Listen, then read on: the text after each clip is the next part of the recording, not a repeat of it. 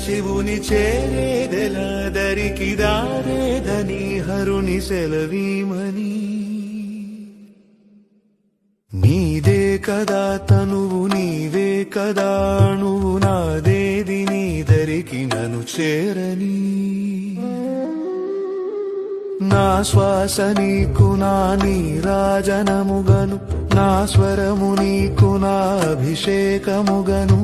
ఈ తనువు నీకు నా నైవేద్యముగను నా కర్మలే నీకు పరిచర్యలుగను